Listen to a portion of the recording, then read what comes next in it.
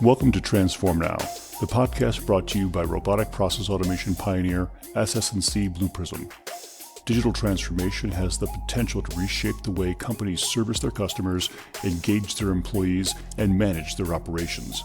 Whether you're looking to develop strategies, tactics, or best practices to positively impact the future of work, or you're curious to see how other companies have successfully navigated their digital transformation programs, then this podcast is for you. We're here to help you transform now. Hello, everyone. I'm Michael Marchuk. Welcome to the Transform Now podcast. Our guest on this episode is Dr. Al Naqvi, founder and CEO of American AI. Dr. Naqvi pioneered and designed an industrial capture technology software platform that revolutionizes AI adoption. Dr. Naqvi has authored, co-authored, and edited a dozen books on artificial intelligence and has spoken at major global conferences on AI. He also advises governments and government agencies on how to build AI economies, AI policies, AI governance and ethics, and AI industrial strategies. He is one busy guy. Welcome, Dr. Naqvi. Thank you, Michael. What did I miss in your introduction? I'm really happy to talk with you, but I'm sure I probably missed something. Anything you want to highlight that I didn't cover? Yeah, I think you missed the part that I am a very confused individual who's pursuing so many different things. You are stretched, that's for sure. No, I think you covered it well. Just that the focus of my research is in AI industrialization, which means that application of AI to build national economies. And on both sides, on the government side as well as on the private sector side.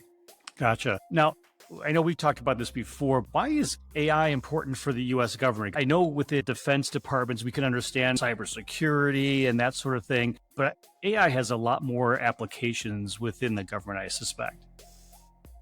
Yeah, and that's a great question in terms of if you know that analogy has been made in the past by several experts in AI, that AI is like electricity being the underlying force or energy that drives everything else. So if you imagine that what the world would have been without electricity, you cannot imagine what the world would have been today, because everything from industrial aspects to lighting up your homes to education to traffic, everything is dependent on electricity. Exactly in the same way, AI is the fuel for future economy. So everything that happens in an economy, whether it's healthcare, it's defense, it's transportation, it's energy, education, everything, all sectors or retail, everything is dependent on AI. So it's a powerful force. Now, what you mentioned was that it's important for defense. That refers to a certain geopolitical situation that we all understand now with great power competition, where there is a rise of these new powers that's going on in the world. And that competition, the basis of that competition that we're facing now is also technology based. No other technology but AI. So the basis of competition today in the world, and what will help us to either sustain or lose our status as a premier superpower status will be AI. So if you put all this together, in summary, think of it as the new form of electricity, in some ways just equally important as electricity was or the information technology was. That's how powerful this is. I see. So how do you see AI and automation intertwining within the government? So think of it in this way. When we think about automation, you can almost divide it into three levels of automation. Very simple automations that are just a nuisance. They are time wasters for people. It takes brain power away essentially when we do those things. So in some ways, that is an important focus, not only to free up resources, but to free up that cognitive power of humans so that they can do more important and strategic work. And that's where we see one type of automation. Then there's more sophisticated automation, which is a more complex tasks that require some level of human advanced human thinking and skill. And driving is a great example. Autonomous driving is a complex thing to do. It's very sophisticated. And the third stage is in which you can imagine surgeons performing surgery, which can be totally automated, the entire aspect of that, and which will require physical skill automation as well as cognitive skill automation and a combination of both. So when we think about automation and AI, we need to think of them as together and never forget that the underlying basic automation is extremely important. But I don't think it should be viewed as the starting point, because then we are thinking of ourselves saying that, look, must do this first and finish this, and then we will get into more sophisticated automation. I think we should approach that everything as together, that more sophisticated automation as well as basic underlying automation that is enabled by RPA should be done simultaneously, pursued simultaneously, and with some type of strategic framework that incorporates both. You're simultaneously creating new knowledge, you're simultaneously improving your predictive ability so that you're making better decisions, and you are creating efficiencies through basic and more advanced automation. So things are now moving faster through the processes. This is just explosive efficiency improvement that anyone can do with proper thinking and proper strategy. So when you look at a government perspective, it's a huge entity. And talking about any government in the world has got a lot of different layers to it. I imagine some of those layers are more advanced than others in terms of their adoption of automation and AI. What's the general state of AI in the government? So we had a bit of a rough start in the U.S. in the federal government, and because I don't think we were able to fully recognize the true potential of AI to approach it from a broad institutional and broad strategic perspective, but things are improving. So we have had developments both from the agencies as well as on the legislative side, where AI has now become central to the future of technology in the agency. Something known as National Defense Authorization Act of 2021 became landmark legislation for AI, which means that agencies must adopt and report on how they're doing. So many different bills related to AI were rolled into that. And that set direction for the future adoption of AI. And you're right that it's not unanimous. Some agencies are more advanced than others. Some have even published formal AI strategic plans. Others are still struggling to understand what it means for them, but there is significant investment we know from the government that's going into AI. And when I say that a lot of that money is going into AI, we're talking about very strict definition of AI here. For example, RPA and machine learning and all that. All of that is considered that as investment in AI. So when I think about Tesla, for example, a company, I view that as nothing but an AI company with autonomous driving. And yes, it has the electric car feature, but many companies have electric car features, but the powerful part of these machines are, and these are not cars anymore. These are really smart robots that will drive us from point A to point B, and that means that these are AI enabled technologies. In the same way, we have many applications in the defense side, and these are some of them are already put in practice, and others are coming. So you mentioned that we're seeing an imbalance in terms of how AI and automation is applied within the government. What are some of the problems and issues that make it hard for the government to adopt and implement AI? I will go through several points here, and these are important for your audience to understand because they can actually help government in these cases go back few decades and think about how ERP, enterprise resource planning systems, came out. They were not just point applications. They were trying to automate or enable the entire organization, supply chains and marketing and sales and human resources finance, accounting, everything to work together, operations, everything came together. And so the mindset there was that we are not dealing with a single problem, we're dealing with making the entire organization more efficient. That's where we need to go with AI.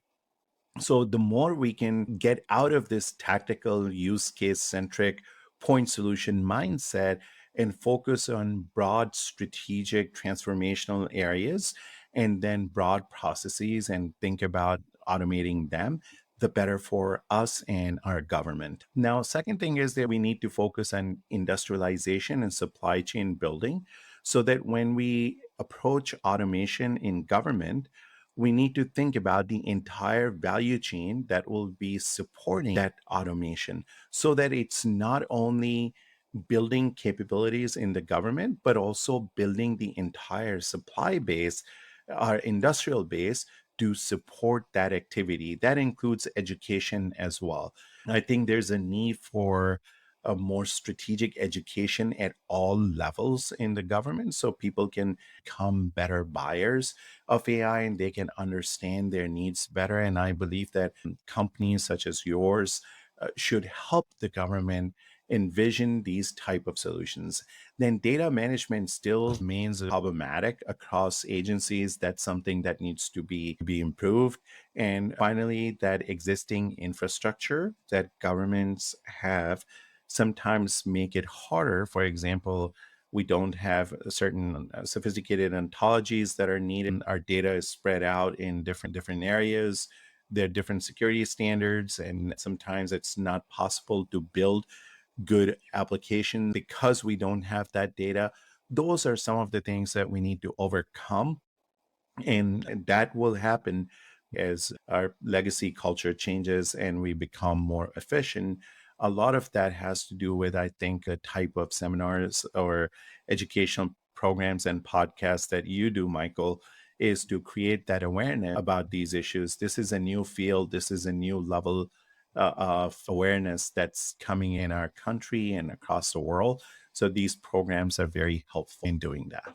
So you mentioned it's been difficult in some of these areas. Have there been success stories that you could share that you've been involved with or understand that can really guide the way for folks who are listening?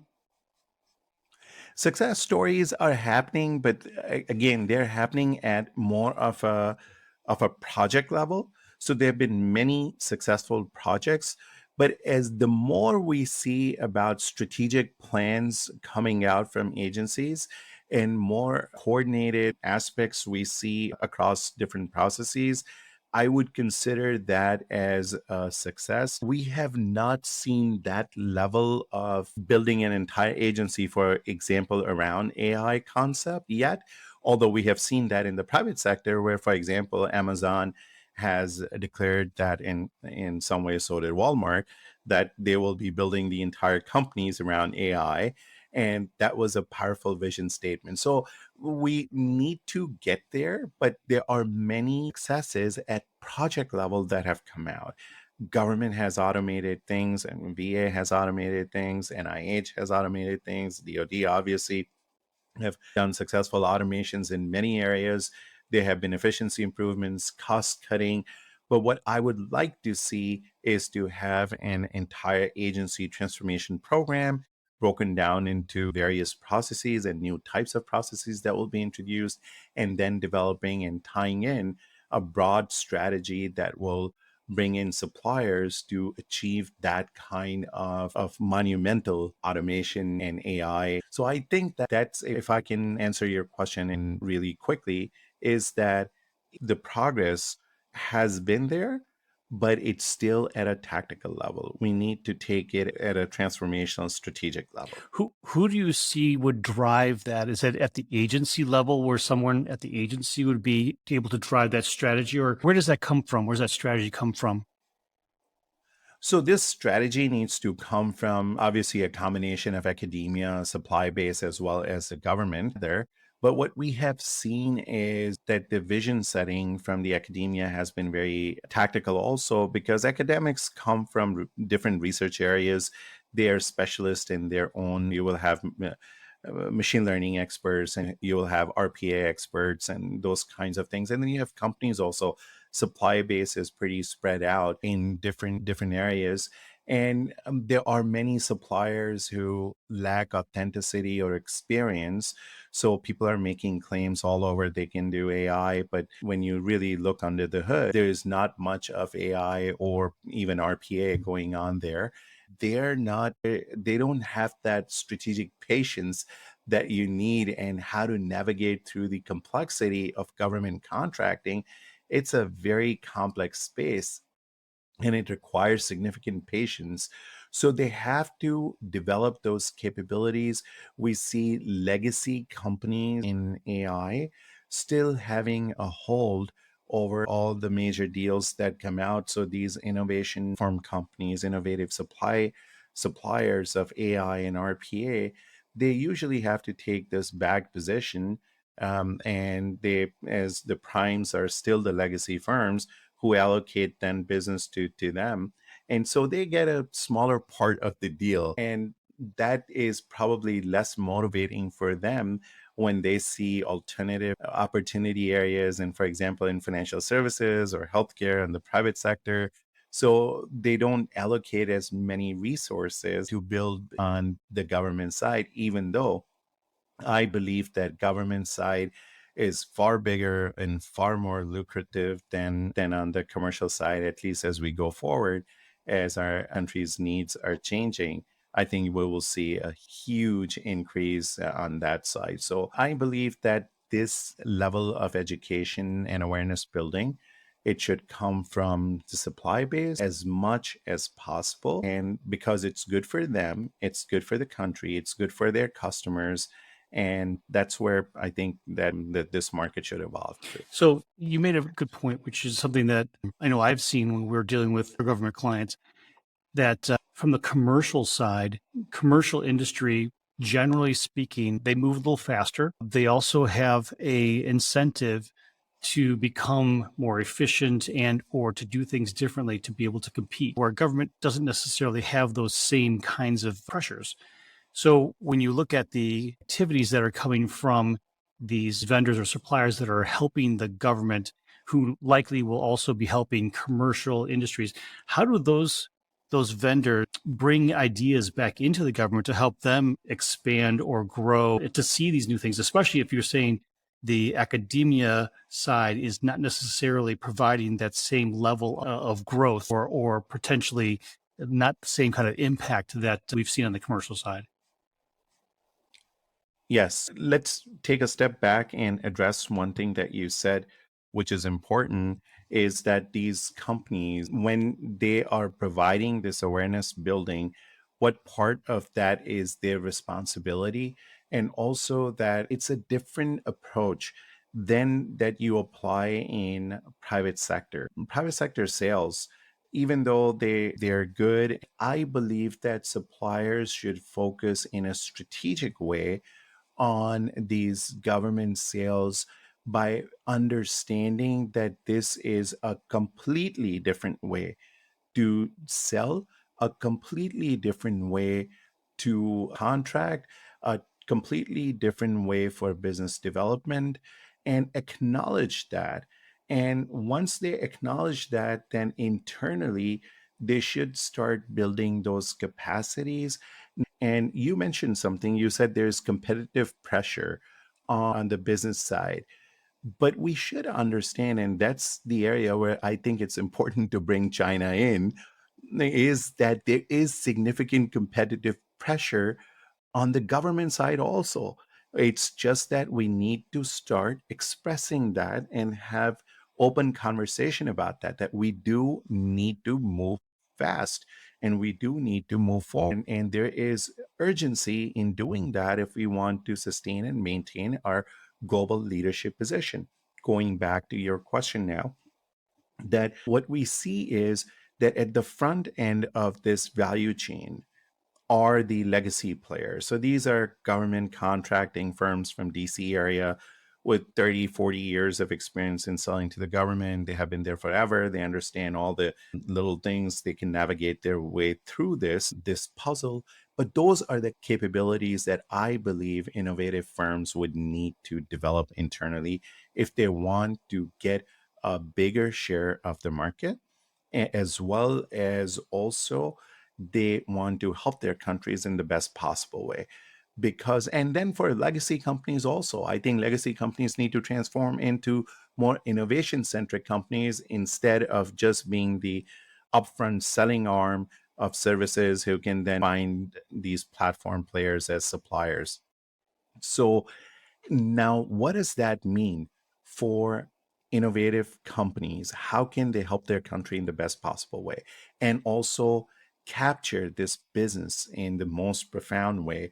I think it's building your internal capacity, which is known as capture planning, and your sales and business development planning for government, and marketing excellence, which is applied this brand building focused on government sales, and also this ability to respond to government RFPs so that you have a sophisticated, proper way to respond to these RFPs and win business, and also to maximize the number of submissions that you do in a given year and achieve that contracting excellence. And they should try to, by doing all that, if they can successfully do that, and it will not take as much investment as a lot of people think that it will, but it's just a different type of building sales and marketing capability within the organization. Once they do that, the biggest benefit is that they can move forward in the value chain. So in a way, they can push the front end legacy players at this point to the side and can directly sell to the government and do those very successful sales. And if they can do that, then they increase their market share significantly. And once they're in there, that opens up very large opportunities for them.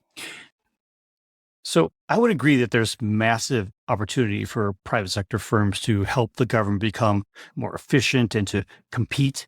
However, commercial entities tend to be more agile and more able to move more quickly versus the government, which tends to have very set buying cycles and slower adoption. So how do you reconcile that innovation and agility that these private sector vendors are used to at the commercial side with the pace that the government moves at? Now, government is now aware of this thing that you just mentioned, and there's some programs that they have started in which are designed for these smaller companies to move the fast moving innovation companies. I think we'll see more of that in the coming years. I think we'll see more of that in 2023 and forward. But going back to one of the keywords that I used was patience, that we have to learn. And you're right that commercial sales are such that you can go out and you can sell a contract, and there's only one or two decision makers. And once you pass through that, they have the authority to just sign on the deal. And next thing you know, they're working. So it's financial dynamics, it's economic dynamics are very different. And not only from the credibility and reputation perspective, but also from the financial perspective, it's a very good way. And so, in other words, that it really pays off if you can acquire that strategic discipline and you do it sincerely, you develop that capture plans that you're in. All of these business processes that I mentioned are very different. So you can't compare the two, commercial sales and government sales, and view them as same. These are totally two different business models if you can think of them that way. And if you can maintain that level of separation, strategic separation in your mind, and can patiently pursue through the government contracting space, the benefits of that are just profound. It's stable long-term earnings with a strategic sense and a reliable stream of revenue. Okay. Well, I think there are certainly opportunities for companies to be able to engage with government to help them move them forward. And the complexities of engaging with the government are obviously a known challenge. So, switching gears on this, I generally don't tend to think of government and innovation as things that go together. Do you see innovation happening on the government side that you would see beyond the commercial side regarding AI and automation? See, when we say that government is not innovative, and yet we see our military capacity and our defense capabilities as number one in the world, and on name anything from airplanes to drones to cybersecurity to name anything, we are number one in those areas. That means that we truly are innovative and government is innovative. It just depends on, again, on what priorities we put in. And yes, there are certain things in which we can do better. But I think that this is a little bit unfortunate branding problem that we have when we say, well, government is not innovative. If they were not innovative, we will not have number one top notch national security structure that we have to protect this country. So that means that government is innovative in certain areas, and which means that government can be innovative in other areas. That's what I mean by going back to creating that awareness to the government and showing them that what other possibilities are and why those possibilities are equally important. At one point, those things were not deemed important. They were not considered important because national security was defined in a very narrow way of hard security. And but now with the great power competition and the rise of new adversaries, the nature of competition is very different. So now everything is competitive, and our financial markets are competitive, our regulations are competitive, our energy sector is competitive, you name it, because the world is now back to great power competition status. And when you have that, means that US government needs to be innovative in all areas, not just in hard security areas. So soft security areas such as climate change, human trafficking, law enforcement, all of those things are equally important. And that implies, for example, healthcare, NIH. The faster we can bring new vaccines to market, and you saw that with COVID, that how FDA moved and how quickly these vaccines came out. And so if you think about this, that was something that showed the power of innovation is possible. Supply base needs to become active. AI industry itself, it has not been very strategic and transformative in trying to convince government or show the government the possibilities. I think that we can do much better as AI industry if we can show these possibilities to the government and show them that why they're important. And there's significant political will at this point that exists at the legislative level, at the White House level, you name it. So there is just significant support for this. And there's money available also. The only thing that remains is that our ability to capture that imagination and communicate and show the necessity and the importance and the competitive dynamics of not doing that if something is not done. And that's not just applicable to hard security defense areas, but everything else, because these are the times we're living in.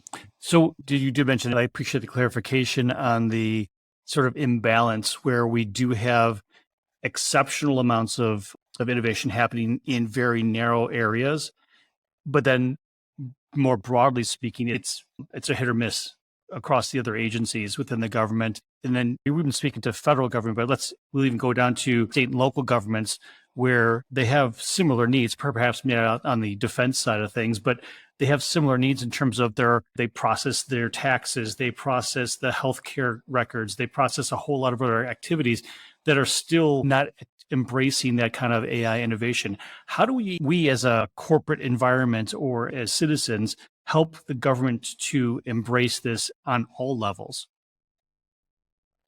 Yeah, exactly. That is where this awareness creation comes in. These are the types of talks that we're doing right now. And our company, for example, specializes in providing capture technology automated AI platform that is designed specifically for that, in which companies as yours and others can develop their own government capture plans and position themselves and go after various government contracts and create that efficiency in contracting. That's one way to do that. But the most important thing is education and awareness creation. And that awareness creation should come with an understanding that these times are now different. This is something that I mentioned in the answer to the previous question also, and I'll re-emphasize that whether we're talking about state government or city governments or federal government, the times are now that we are in the midst of a global competition with very sophisticated players, and these are near peers, as they call them, which means that they're very close in having this competitive aspect. And they're all competing with us on technology. Technology means that it's not just about having technology. So we can have much more sophisticated technology than our global competitors. But if it's not applied to create value or transform, then it becomes meaningless. So not only we have to develop new technology and create that innovation, but also apply it and adopt that technology so that we can create value. And that needs to happen at all levels. So if state governments are not doing it, for example, this disaster with Ian, the storm that we are seeing in Florida. The question should be that how can AI be used to predict that its path, and how AI could have been used for evacuations, and how AI will be used for support and relief, and how AI will be used to rebuild those areas. And that needs to happen at state level and federal level and each city level. And there needs to be this coordinated effort to approach these disasters from that perspective. And that is what I mean by a strategic implementation of AI. Now, you can think of a use case and just focus on a little part of this, but it should be disaster management, should be viewed as that. And so that these disasters don't turn into catastrophes, and we can control them at an early stage, obviously, the impact of them, and help as many people as possible. So that part implies a coordinated effort between, so it's not just federal government going through this transformation, but all states and all agencies. And when we start creating as an AI industry this awareness that anything that you do, you will do it better with AI. And it's not just about a use case here and a use case there. It's about thinking your entire strategic operation. That's where I think that the rise of AI in America will become significant, and of the AI industry. Gotcha. That makes sense. All right. So some final questions now that have nothing to do with what we were just talking about. But I know you've written a number of books, and you just had another one come out. Can you tell us a little bit about that book? And then I also want to know, after you tell me about that book, if I were to look on your nightstand right now, what book would I find there? Okay. So my book is At the Speed of Irrelevance. This book was written as I was viewing articles and research started coming out about America's decline in AI. And it raised a very important question. And many books were written and articles were written about why China is progressing so fast in AI and how they're doing it. But no one asked the question that why are we declining? Why did the wheels come off? And especially when we had such an competitive advantage over them. So I started researching on that question with a co-author, and we analyzed many different areas, all the way from the executive branch and some of the things that could have been done better, to legislative branch and looking down at agency levels, and then how investment happened in AI, and how the AI industry defined AI, and all of those things. And I covered that in this book to give this concise understanding of what can we do and how can we get back and move faster, and why we need to approach AI in a strategic way. And in terms of books that you asked me, at this point, I am very interested in understanding the history of research and development in America, and different models that America has experienced and gone through, and that the history of economics actually, it's research that comes out from that, which is, so these are a little bit of technical books, but history of economic theory is where you will find not one book, but multiple books. And outside of that, I think that a new novel came out from Stephen King recently, which I'll be reading. Well, thank you for letting us in on your own reading interest. I appreciate that. I will make sure to leave a link to your latest book in the show notes for the episode.